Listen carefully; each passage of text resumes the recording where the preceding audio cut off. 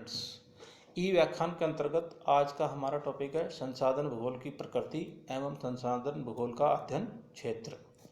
संसाधन भूगोल की प्रकृति के अंतर्गत मुख्य रूप से 5 बिंदुओं का अध्ययन किया जाता है। सबसे पहले संसाधनों की स्थानिक भिन्नताओं के अध्ययन के रूप में। इसके अंतर्गत धरातल के विभिन्न भागों में प्राकृतिक एवं मानवीय संसाधनों के वितरण, उत्पादन, उपभोग, भंडार, संरक्षण, प्रबंधन आदि में पाई जाने वाली विभिन्नताओं का अध्ययन एवं विश्लेषण किया जाता है। एक गत्यात्मक विज्ञान के रूप में संसाधन भूगोल एक गत्यात्मक विज्ञान के रूप में इसके अंतर्गत मानव द्वारा अपने ज्ञान एवं तकनीकी से अनेक अनुपयोगी तत्वों को भी उपयोगी बनाकर नवीन संसाधनों का निर्माण अथवा विकास करते रहना, इससे संसाधन भूगोल की परिधि में लगातार विस्तार होता रहता है। इसका भी अध्ययन किया जाता है। संसाधन भूगोल एक संश्लेषणात्मक विज्ञान के रूप में तीसरा बिंदु, इसमें एक तरफ किसी प्रदेश में मानव समाज की भौतिक, सामाजिक एवं आर्थिक जरूरतों का आकलन करना, तो वहीं दूसरी तरफ मानव उपयोगी प्राकृतिक संसाधनों की उपलब्धता एवं उनकी भौतिक विशेषताओं का विश्लेषण किया जाता है। संसाधन भूगोल आर्थिक भूगोल की ही एक शाखा के रूप में। आर्थिक भूगोल में संसाधनों के वितरण, उत्पादन, विनिमय एवं उपभोग संबंधी समस्त प्रकार की आर्थिक क्रियाओं का अध्ययन किया जाता है, जबकि संसाधन भूगोल में केवल मात्र संसाधनों के उत्पादन एवं उनके विभिन्न उपयोगों का अध्ययन किया जाता है।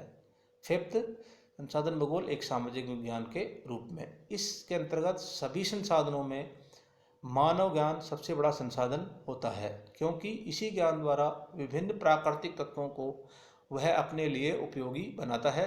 इस प्रकार संसाधन होते नहीं अपितु निर्मित किए जाते हैं। सामाजिक गुणों की प्रधानता के कारण संसाधन भूगोल समाज विज्ञान की श्रेणी में आता है, जिसके नियम लचीले एवं परिवर्तनीय होते हैं। ये संसाधन भूगोल की प्रकृति है। इसी प्रकार संसाधन भूगोल का विषय क्षेत्र। मोटे तौर पर संसाधन भूगोल के अध्ययन क्षेत्र को 3 भागों में बांटा जा सकता है। प्रथम, प्राकृतिक संसाधनों की विशेषताओं और वातावरण द्वारा निर्धारित की गई उनकी सीमाओं का अध्ययन करना। द्वितीय, मानवीय संसाधनों की विशेषताओं और वातावरण द्वारा निश्चित की गई सीमाओं में मानवीय छांट अर्थात संसाधन उपयोग का अध्ययन करना। एंड तृतीय, संसाधनों के उपयोग एवं नियोजन का अध्ययन करना। प्राकृतिक संसाधन। संसाधन भूगोल में प्राकृतिक संसाधनों के अंतर्गत वातावरण की समग्र दशाओं के योग का एक भाग होते हैं, जिनसे मानव का अस्तित्व बना हुआ है। उत्पादन की प्रक्रिया में इनका प्रयोग मानव समाज की अनेकानेक भौतिक एवं सांस्कृतिक जरूरतों की पूर्ति के लिए किया जाता है। प्रमुख प्राकृतिक संसाधन होते हैं वायु। वायुमंडल में अविरल रूप से बहती हुई गैस है। द्वितीय, सौर ऊर्जा, संपूर्ण जगत का शक्ति संचालक अर्थात ऊर्जादायक। तीसरा, भूमि, मानव का निवास और उद्योगों की स्थापना मिट्टी पर ही संभव होती है। फोर्थ, मिट्टी, कृषि, बागवानी, वन आदि के उत्पादन का आधार मिट्टी को माना जाता है। जल, नदी, झील, तालाब, समुद्र एवं महासागरों में स्थित जल का मानव का विविध उपयोग किया जाता है मानव द्वारा।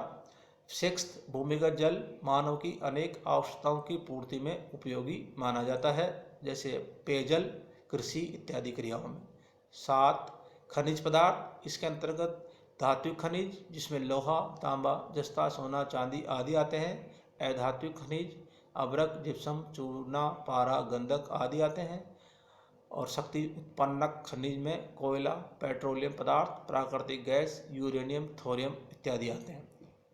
8वां, वनस्पति। वन, झाड़ियाँ एवं घास के मैदान पशु चारण का आधार होते हैं। वनों से विभिन्न प्रकार की औषधियाँ अर्थात जड़ी बूटियों प्राप्त होती हैं। 9, जंतु जगत। भोज्य पदार्थों के लिए पशुपालन किया जाता है। पशुपालन में पशुओं का उपयोग कृषि में, भार ढोने में एवं समूह सवारी के लिए भी किया जाता है। द्वितीय, मानव संसाधन। मानव संसाधनों के अंतर्गत प्रथमतः किसी प्रदेश की जनसंख्या, इसके अंतर्गत लोगों की शारीरिक शक्ति, मानसिक क्षमता और उनके स्वास्थ्य का अध्ययन किया जाता है। जनता का सामाजिक संगठन, इसके अंतर्गत संसाधन उपयोग का प्रभावित होता है, जैसे पूंजीवाद, समाजवाद, साम्यवाद, उपनिवेशवाद और प्रजातंत्र आदि शासन प्रणालियों का संसाधनों के प्रयोग पर प्रभाव पड़ने से आर्थिक उन्नति का स्तर भी भिन्न भिन्न हो जाता है। तीसरा, लोगों में विज्ञान एवं तकनीकी का स्तर। जिन प्रदेशों के लोगों में विज्ञान एवं तकनीकी का स्तर जितना ऊंचा होगा, वहाँ पर आर्थिक विकास भी उतना ही ऊंचा होगा, जैसे यूएसए, ब्रिटेन, जापान, फ्रांस, रूस, जर्मनी इत्यादि में। तीसरा है संसाधन उपयोग एवं नियोजन। संसाधन उपयोग के अंतर्गत विविध आवश्यकताओं की पूर्ति के लिए मानव अपने ज्ञान एवं तकनीकी से जितनी मात्रा या अवस्था तक प्राकृतिक तत्वों का उपयोग कर लेता है, उसी मात्रा या अवस्था तक ये तत्व संसाधन बन जाते हैं। मानव द्वारा प्राकृतिक संसाधनों का किए जाने वाला उपयोग। वायु, समस्त जीव जगत के लिए प्राणदायक, वायुमंडल में जलवाष्प एवं आर्द्रता को ले जाने में सहायक, नाइट्रेट गैस की उपलब्धता के कारण नाइट्रेट खादों का निर्माण किया जाता है, धरातल को गर्म रखने में सहायक होती है वायु। दूसरा, सौर ऊर्जा, पृथ्वी पर संपूर्ण जीवन के संचालन में शक्तिदायक के साथ साथ सौर ऊर्जा से विद्युत ग्रह स्थापित कर विद्युत उत्पादन भी किया जाता है। जल, समस्त जीव जगत एवं वनस्पति के जीवन का आधार होता है। जल का घरेलू कार्यों एवं कृषि, जल विद्युत उत्पादन, उपभोग, मछली पालन, नौ परिवहन आदि में उपयोग किया जाता है। भूमि, चौथा बिंदु, बस्तियों और उद्योगों की स्थापना भूमि अथवा स्थल पर ही संभव होती है। सभी प्रकार की मानवीय क्रियाएं जैसे कृषि, पशुपालन, परिवहन, व्यापार इत्यादि स्थल मार्गों पर ही संभव होते हैं। मिट्टी, पांचवा बिंदु, मानव की मूलभूत आवश्यकताओं रोटी, कपड़ा और मकान की प्राप्ति मिट्टी द्वारा ही संभव हो पाती है। इसी प्रकार कृषि पर आधारित उद्योगों के कच्चे माल की आपूर्ति भी मिट्टी द्वारा ही हो पाती है। सिक्स्थ बिंदु, वनस्पति। वनस्पति के अंतर्गत प्राकृतिक वनस्पति से भोज्य पदार्थों की प्राप्ति होती है। औद्योगिक कच्चे माल के रूप में इमारती लकड़ी की प्राप्ति होती है। पशुचारण अथवा पशुपालन के लिए घास एवं झाड़ियों का उपयोग भी वनस्पति से ही प्राप्त होता है और वनों पर आधारित उद्योगों के लिए कच्चे माल की प्राप्ति भी वनों से होती है।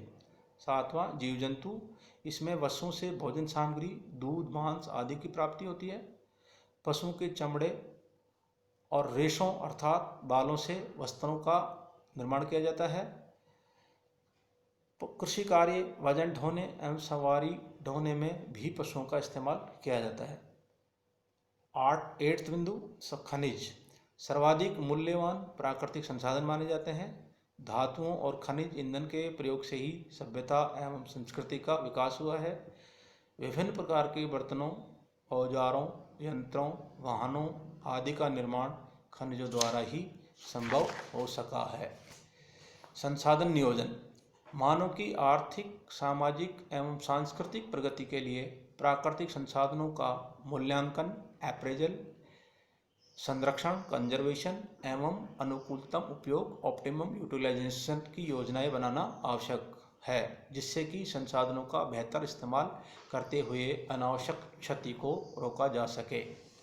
संसाधन नियोजन के अंतर्गत मानव की वर्तमान ज़रूरतों को पूरा करते हुए आने वाली पीढ़ियों के लिए भी सुरक्षित रखने के उद्देश्य से संसाधनों का प्रबंधन, मैनेजमेंट ऑफ रिसोर्सेज किया जाता है। संसाधन प्रबंधन के 3 प्रमुख पक्ष होते हैं। प्रथम, संसाधनों का वर्गीकरण, इसमें विभिन्न क्षेत्रों में संसाधनों की उपलब्धता का पता लगाया जाता है। दूसरा, संसाधनों का मूल्यांकन, इसमें भार, गुण, मात्रा एवं मौद्रिक मूल्यों के आधार पर संसाधनों का मूल्यांकन किया जाता है। एंड थर्ड, संसाधनों का उपयोग एवं संरक्षण, इसके अंतर्गत संसाधनों का विवेकपूर्ण उपयोग करना ताकि वे सदैव सुलभ हो सके और पारिस्थितिकी संतुलन भी बना रहे।